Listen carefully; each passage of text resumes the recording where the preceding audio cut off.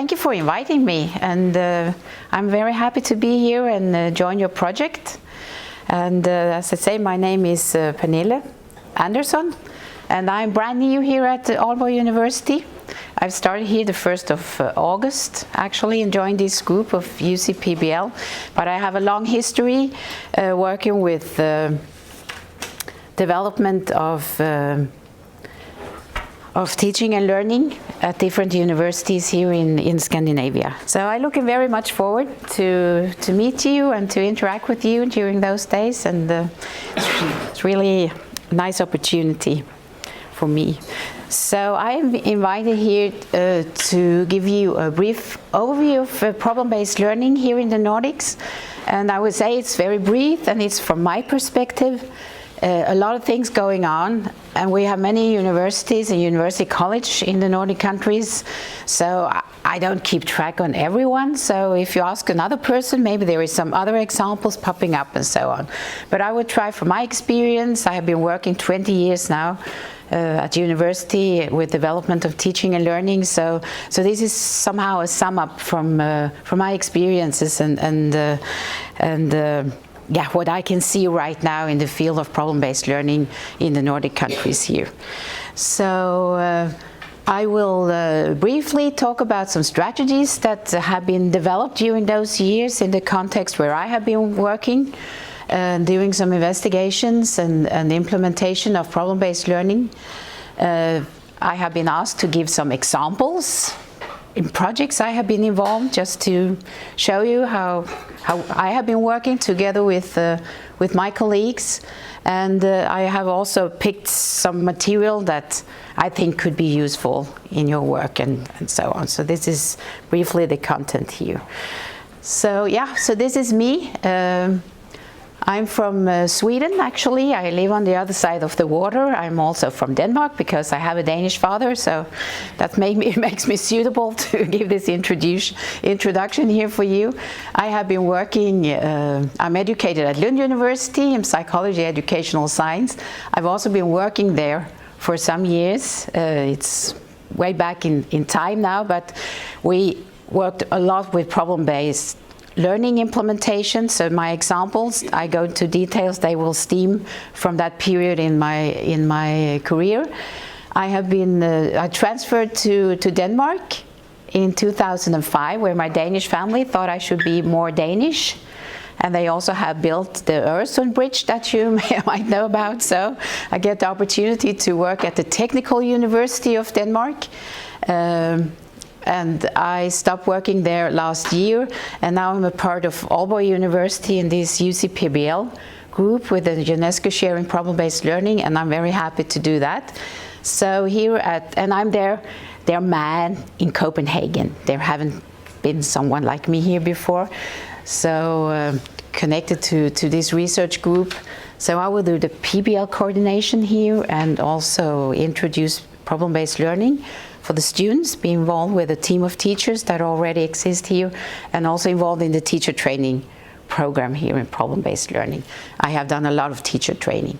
I started actually already before I entered university to work with problem-based learning here. So that has been a red thread through my working life, and I have been in contact with Aalborg University, as Pernille said here from the beginning, from the start.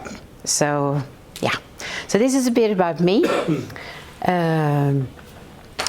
When I was doing this presentation, I was thinking about problem-based learning. I mean, it came in very many formats and shapes, but I would think that it's really parts of education where you dare to put the students to work independently with their own knowledge development and be self-directed, and with those complex and multidisciplinary problems.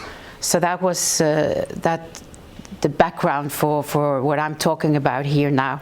Implementing this way of teaching, the barriers and challenges there might be, and also the examples that I will tell you about later on here. So this is the Nordics. I'm moving around, that's okay. Yeah. Probably you know about it, but still I have this map here just to be able to orient yourself. You can see it's huge countries we have here, maybe not Denmark, but Sweden and Norway and Finland, there's really a lot of land. Also characteristics is that we have very few people. It's not very populated countries. Sweden is the biggest one with 9 million, and then Denmark with 6, and then Finland and Norway is somewhere about 3 and 4 million people. Iceland, I don't know so much about. I haven't met many and interact with many people from Iceland. They have a university in Reykjavik, which is the capital, but there are not very many people. So that's how we are. We are few and spread out. Because we are so few people, it's also very important that the people are here. We can really get the most out of the populations we have. So education and education systems are very much in focus here. Higher education and all the education we have is for free. It's paid by the tax money coming in. So that's basically the background. I know we can say that in Sweden, we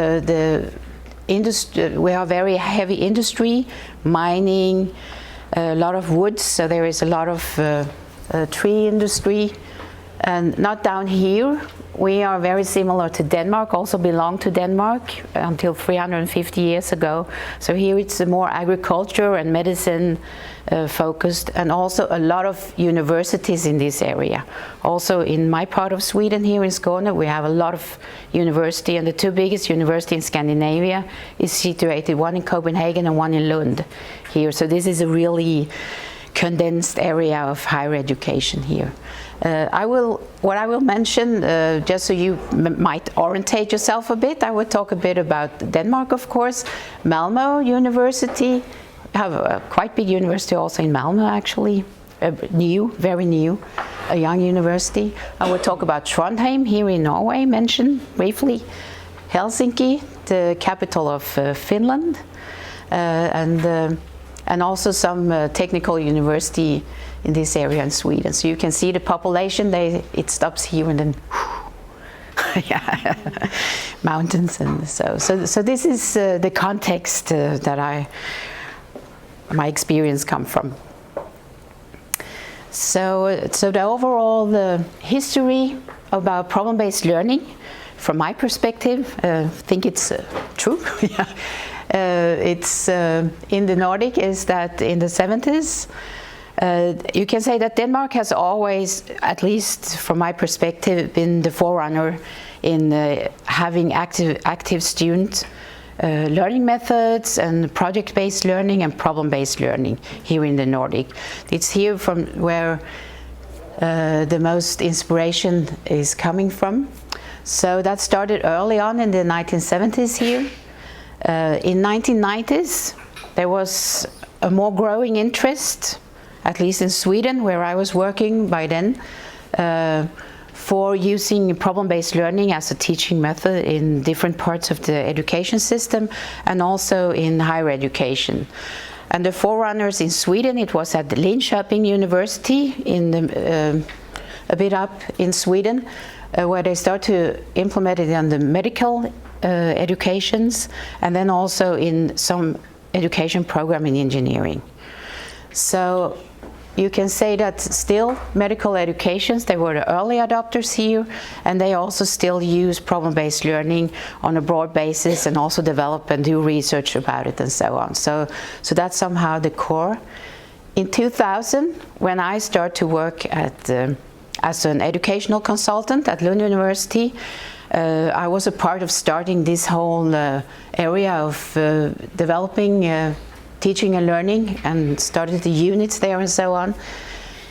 It was really intense, you can say, here in the Nordics to start to develop student-centered teaching methods and also problem-based learning, and that's why many of us learned to know Aalborg University as the hub where things have been going on since the 70s, and that we really could learn a lot from, and they also have started up research, and they were very eager to share.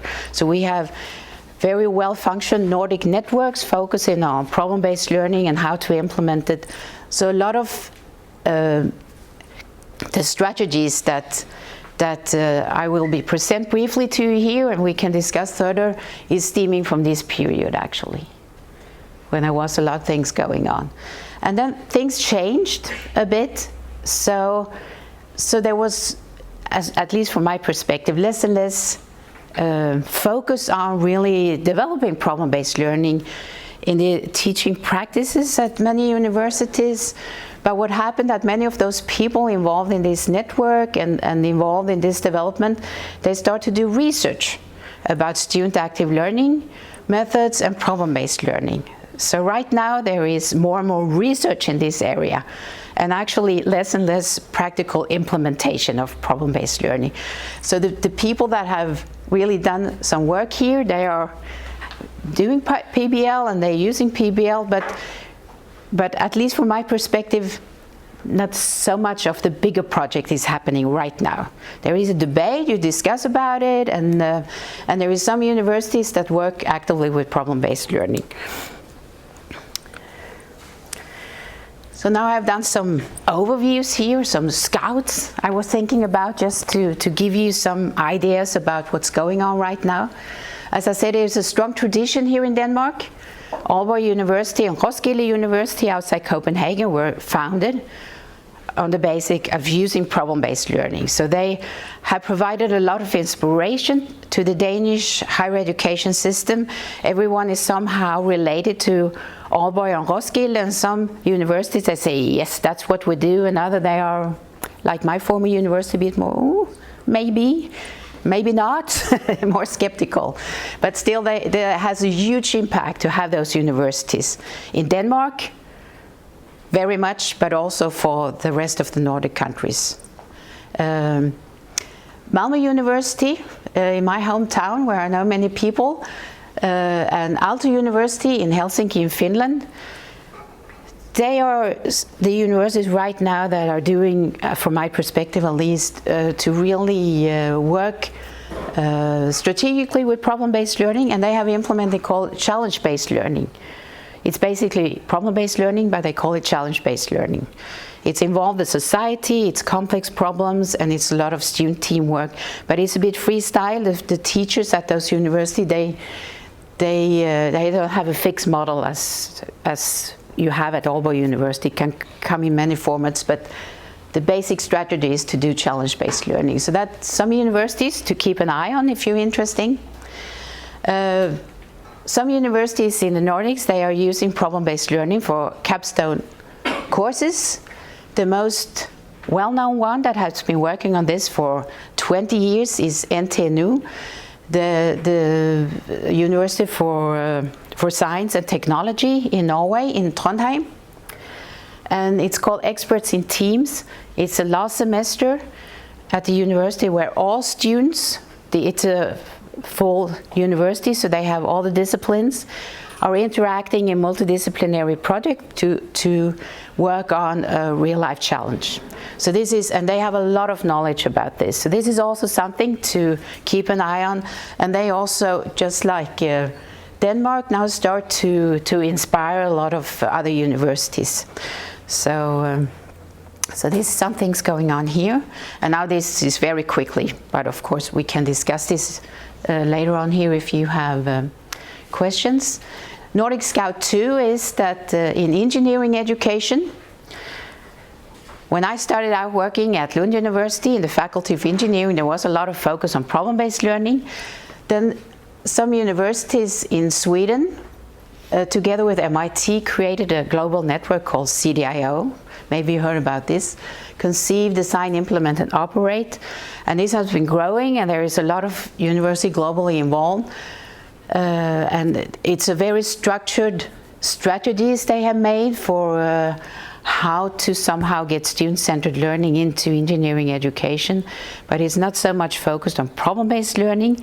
They have more traditional disciplinary projects in their scope. So I guess that's also why problem-based learning somehow has, in the way that I understand it here or define it, have been put a bit on the side in engineering education. As I said, still it's most commonly in medical education here in the Nordics, and it's the traditional format, often when the teacher is defining those complex cases for the students, and that they work in this traditional 7-step model for how to analyze and learn more and learn from this complex case. So my dentist, he's educated in that way, and he was so happy when I said I was working with problem-based learning now at Aalborg University. So, oh, that was the best ever. Yeah, to study in problem-based learning like this.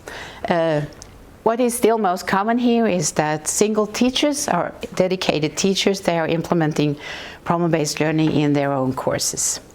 So that's happened all over. So the third scout here, what's going on right now about problem-based learning in the Nordic is that many universities don't talk so much about problem-based learning, but right now they talk about innovation and entrepreneurship teaching.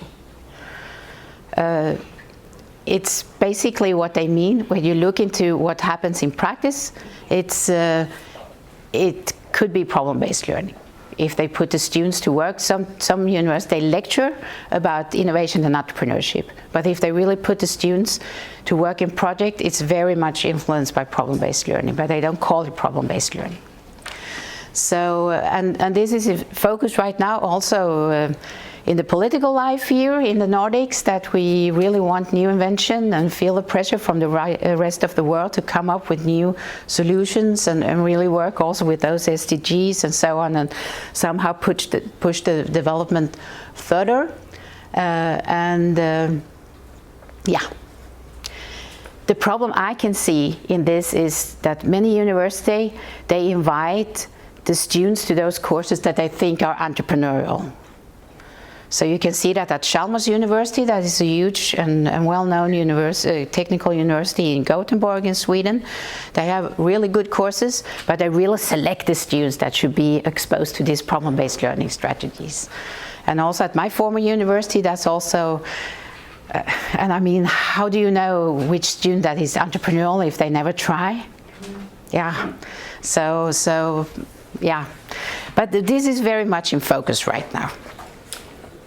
And also that many students, they think entrepreneurship and innovation is something strange. You have to have some divine inspiration, and that's not for me. Yeah. Or they see those dairy guys that go and they say, no, I'm not like that. So that's a pity, I think. But let's see what's happened in that development.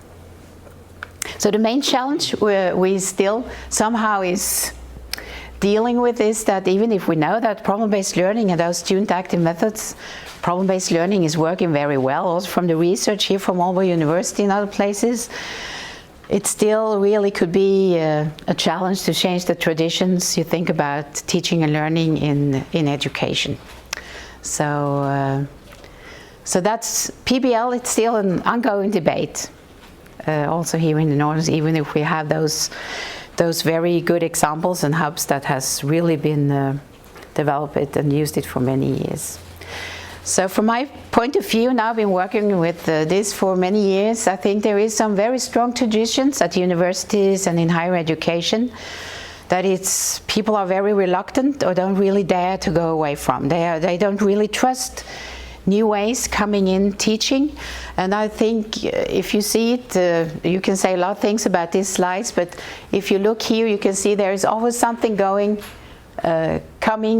rolling in time here, and is that there is an expert lecturing for students in a way. So there is, from my point of view, there's a strong belief that there is someone that possesses the right knowledge and it has to be somehow transmitted over to the students, and then everything will go so well. And it's really, and I mean, problem-based learning somehow stands for something else where we all elaborate on creating new knowledge. So, yeah, yeah. So I think this, from my perspective, is a true challenge.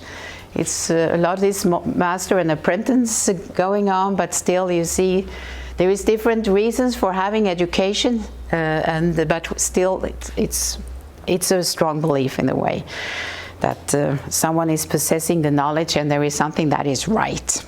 And I have met a lot of teachers, they are very worried about this when they start or hear about problem-based learning. They just, oh, no, what will happen to the world? Like, good things, I say. Yeah, everyone learn more, but yeah, I think that's really a challenge. So I will also give you some hints here of studies that have been made here, and this was one from my former university, Technical University of Denmark, where I was working together with a researcher in creativity, and I was also in charge of the teacher training there, so I have those groups, teams of teachers coming in through there, and we've thought a lot about this, that what happens, why is it so difficult? We know what works and what is needed in society, and still, yeah, so we decided to make a small study, I say, because Baldur here, he left the university, so this was somehow stopping, but we were asking some assistant professors and postdocs that went through this mandatory teacher training program we checked out if they have understood how important it was to activate the students in their learning. And that was checked on that one. We made a survey based on the Google taxonomy for teacher development. You can look into that if you're interested. And then we also have some interviews with some of the students to go more in depth, where we asked about using those more problem-based like teaching methods. And they say, oh yes, they can see it, and they have a lot of good ideas how to implement it and what to do in the teaching. No, they won't, because they were very afraid that their senior colleagues didn't find them academic enough if they didn't do what I showed you on the last slide, show the expert knowledge to the students. And I think this was very interesting, and I have been thinking about this before, that it has so much to do with those that you can call the communities of practice at the university and the whole, in the different departments, in groups of university. Because new stuff coming in and what's going on there, and also students, they relate to what's going on in the center here. And they want to be a part of this community. It's very difficult to be a part of that community. You really have to work hard and struggle enough. So, yeah. So that's why I also find it difficult sometimes to implement new ways of teaching, because the teachers, they are looking very much on the professor, the full professors, and the head of departments and so on. So this culture is really important, I think, to keep an eye on when you work on implementing problem-based learning. So the most central that we talk about and discuss here in the groups that I'm involved in and the people I'm involved with is really, if you have started something, really prevent it from going back to normal or status quo in a way, to really keep the change. We think that is very central, and also something to really work on, to include in your strategies. And to create this new normal, to change the culture, I think it's fine that we have those universities like Aalborg and Roskilde that have been started out doing problem-based learning, because they somehow show that it's possible as inspiration, but I think this is central and important. So the elements that I have been working, that also have emerged from those years I have been involved here in the Nordic to implement problem-based learning. It's have something to do, we have focused a lot of management. I mean, they have grown up in this practice that we have doing, and people also doing research on this now. So it's management level, people and teams, knowledge and competences, and the support systems at the university.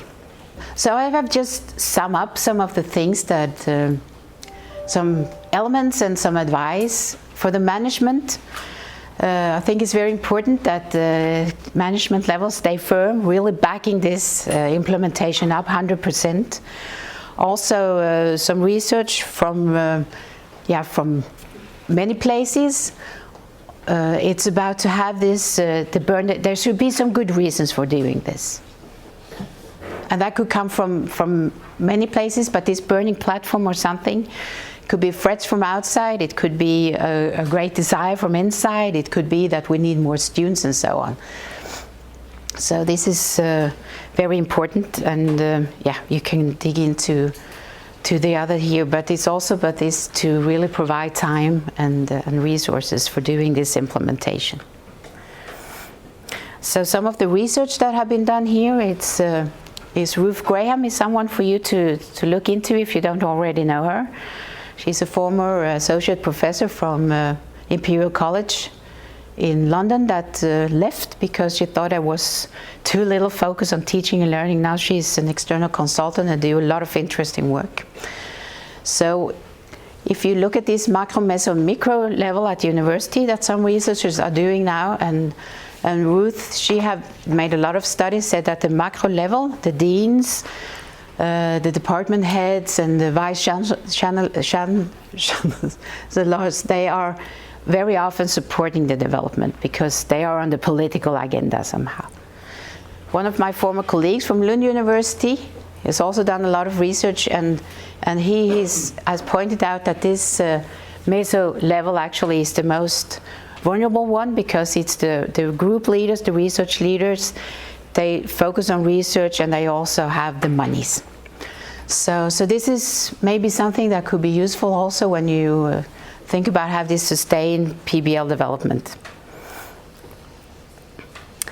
So you talk about knowledge and competences. I think it's very important that you really support or give to the teachers deep knowledge about problem-based learning, how it's working and what's happened to the students about the learning processes.